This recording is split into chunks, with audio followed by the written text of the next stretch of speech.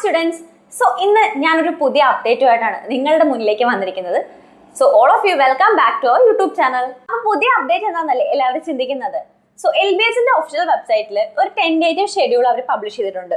വേറെ ഒന്നുമല്ല, നമ്മുടെ LBSന്റെ എൻറ്റയർ കാര്യങ്ങൾ സംബന്ധിച്ചിട്ടുള്ള സ്പെസിഫിക് ആയിട്ടുള്ള ഡേറ്റും അതിന്റെ ഡീറ്റെയിൽസും ഒക്കെയാണ് അവർ ഇന്ന് ഈ ഒരു ടെന്റേറ്റീവ് ഷെഡ്യൂളിനകത്ത് പബ്ലിഷ് ചെയ്തിരിക്കുന്നത്.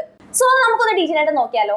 സോ ആദ്യം തന്നെ ഗൂഗിളിൽ കയറിയിട്ട് LBSന്റെ ഒഫീഷ്യൽ വെബ്സൈറ്റിൽ കയറി കഴിയുമ്പോൾ തന്നെ നിങ്ങൾക്ക് ഈ ഒരു ടെൻറ്റേറ്റീവ് ഷെഡ്യൂൾ പബ്ലിഷ് ചെയ്തതിൻ്റെ ഒരു ലിങ്ക് കാണാനായിട്ട് സാധിക്കും. ഇത് ഓപ്പൺ ചെയ്യുമ്പോഴത്തേക്ക് നമുക്ക് കാണാനായിട്ട് സാധിക്കുന്ന 2025 അക്കാഡമിക് ഇയറിലേക്കുള്ള ടെൻറ്റേറ്റീവ് ഷെഡ്യൂളിൻ്റെ PDF ആണ്. സോ ഈ ഒരു PDF പ്രകാരമാണെന്നുണ്ടെങ്കിൽ ഓൺലൈൻ ആപ്ലിക്കേഷന് വേണ്ടിയുള്ള രജിസ്ട്രേഷൻ സ്റ്റാർട്ട് ചെയ്തിരിക്കുന്നത് 14/5/2025 മുതലാണ്.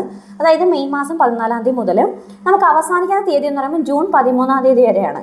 അതായത് നമുക്ക് രജിസ്ട്രേഷൻ എന്ന് പറയുന്നത് നമ്മളുടെ ഈ ഒരു ഓൺലൈൻ ആപ്ലിക്കേഷന് വേണ്ടിയിട്ടുള്ള നമ്മളുടെ ഫീസ് ഓൺലൈനായിട്ട് റെമിറ്റൻസ് ചെയ്യാനും അല്ലെങ്കിൽ ബാങ്ക് വഴി അടയ്ക്കാനുള്ള ഒരു ലാസ്റ്റ് ഡേറ്റ് ആണ് 13 എന്ന് പറയുന്നത്.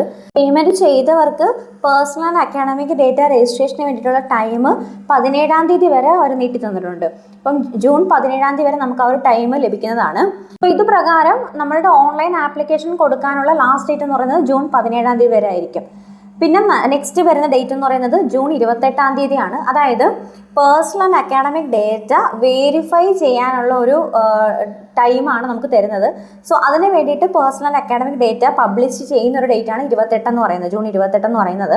ഈ ഒരു ടൈമിൽ പബ്ലിഷ് ചെയ്യുന്ന ഡേറ്റ നമുക്ക് വെരിഫൈ ചെയ്ത് എന്തെങ്കിലും കംപ്ലയിൻറ്റ്സ് ഒക്കെ നമ്മൾ റെക്ടിഫൈ ചെയ്യുകയാണെന്നുണ്ടെങ്കിൽ നമുക്കത് അവരെ അറിയിക്കാവുന്നതാണ്. കൺസേൺ അതോറിറ്റീനെ അറിയിച്ച് അത് നമുക്ക് തിരുത്താനുള്ള അവസരം ലഭിക്കുന്നതാണ്.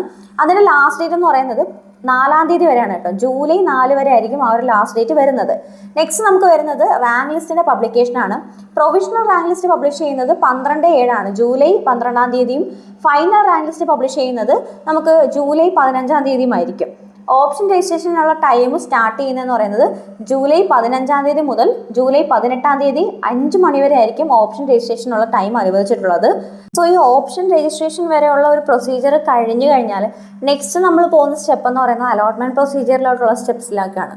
സോ ഇവിടെ നമുക്ക് ട്രയൽ അലോട്ട്മെൻറ്റിൻ്റെ ഡേറ്റ് കൊടുത്തിരിക്കുന്നത് ജൂലൈ 19 അതിനുശേഷം നമുക്ക് ഈ ട്രയൽ അലോട്ട്മെൻറ്റ് വന്നതിന് ശേഷം നമുക്ക് ഓപ്ഷൻ റീഅറേഞ്ച് ചെയ്യാനുള്ള ടൈം അനുവദിക്കുന്നുണ്ട്. അത് നമുക്ക് 19 മുതൽ 22/7/2025 5 മണി വരെ ആയിരിക്കും ആ ഒരു റീഅറേഞ്ച്മെൻറ്റിനുള്ള ടൈം തരുന്നത്. അതിനുശേഷം നമുക്ക് ഫസ്റ്റ് അലോട്ട്മെൻറ്റ് ആയിരിക്കും, ഒഫീഷ്യലി ഉള്ള ഫസ്റ്റ് അലോട്ട്മെൻറ്റ് പബ്ലിഷ് ചെയ്യുന്നത് 23 ജൂലൈ 2025. ഈ ഒരു ഫസ്റ്റ് അലോട്ട്മെൻറ്റിൽ അഡ്മിഷൻസ് ലഭിക്കുന്നവർക്ക് കോളേജിൽ പോയി അഡ്മിഷൻ എടുക്കാൻ വേണ്ടിയിട്ട് ഫീസ് അടച്ച് പേയ്മെൻറ്റ് അടച്ചതിന് ശേഷം അഡ്മിഷൻ എടുക്കാനുള്ള ടൈം എന്ന് പറയുന്നത് ജൂലൈ 27 വരെ ആയിരിക്കും. സെക്കൻഡ് അലോട്ട്മെൻറ്റ് പബ്ലിഷ് ചെയ്യുന്നത് ജൂലൈ 29. ആ ഒരു ഫർദർ പ്രൊസീജിയർ വരുന്നത് ഓഗസ്റ്റ് 1 വരെ ആയിരിക്കും. ഫീസ് അടച്ച് അഡ്മിഷൻ എടുക്കാനുള്ള ഒരു ടൈം എന്ന് പറയുന്നത് ഓഗസ്റ്റ് 1 വരെ ആയിരിക്കും. തേർഡ് അലോട്ട്മെൻറ്റ് പബ്ലിഷ് ചെയ്യുന്നത് ഓഗസ്റ്റ് 2 അവർക്ക് ഫീസ് അടച്ച് അഡ്മിഷൻ എടുക്കാനുള്ളവർക്ക് ഒരു ടൈം എന്ന് പറയുന്നത് ഓഗസ്റ്റ് 5 ആയിരിക്കും. സോ ഇവിടെ നമുക്ക് കോളേജസിൽ ജോയിൻ ചെയ്യേണ്ട ലാസ്റ്റ് ഡേറ്റ് എന്ന് പറയുന്നത് ഓൺ ഓർ ബിഫോർ ഓഗസ്റ്റ് 9 അതായത് ഓഗസ്റ്റ് 9 മുന്നോടിയായിട്ട് തന്നെ ഫസ്റ്റ് സെക്കൻഡ് തേർഡ് എല്ലാ അലോട്ട്മെൻറ്റ്സിലും അലോട്ട്മെൻറ്റ് ലഭിച്ച വിദ്യാർത്ഥികളെല്ലാം തന്നെ കോളേജിൽ ജോയിൻ ചെയ്തിരിക്കണം. ഇല്ലെന്നുണ്ടെങ്കിൽ അവർക്ക് ലഭിച്ചിട്ടുള്ള സീറ്റ് ക്യാൻസലേഷനായി പോകുന്നതായിരിക്കും. സോ അപ്പോൾ സ്റ്റുഡൻസിന്റെ എല്ലാവരുടെയും ഡൗട്ട്സ് ഒക്കെ ക്ലിയർ ആയിട്ടുണ്ട്. ക്ലാരിഫിക്കേഷൻ ഒക്കെ എക്സാക്ട് ഡേറ്റിനെ സംബന്ധിച്ച് നിങ്ങൾക്കൊന്ന് കിട്ടിയിട്ടുണ്ട്. അപ്പോൾ LBSന്റെ നോട്ടിഫിക്കേഷനെ സംബന്ധിച്ചിട്ട് നമുക്കൊരു ഒരു ഐഡിയ നമുക്ക് കിട്ടിയിട്ടുണ്ടല്ലോ, എന്തൊക്കെയായിരിക്കും ഏതൊക്കെ ഡേറ്റ്സിലാണ് എന്തൊക്കെ കാര്യങ്ങൾ വരിക എന്നുള്ളത്. അപ്പൊ ഇതുപോലെ LBSനെ സംബന്ധിച്ചോ അല്ലെങ്കിൽ കീമിനെ സംബന്ധിച്ചോ നിങ്ങൾക്ക് എന്തെങ്കിലുമൊക്കെ അപ്ഡേറ്റ്സ് അറിയണം എന്ന ആഗ്രഹമുള്ളവർ വേഗം തന്നെ ESAയുടെ യൂട്യൂബ് ചാനൽ ഒന്ന് സബ്സ്ക്രൈബ് ചെയ്തോളൂ. സോ അടുത്തൊരു വീഡിയോയ്ക്ക് വേണ്ടിയിട്ട് സ്റ്റേ ട്യൂൺഡ്.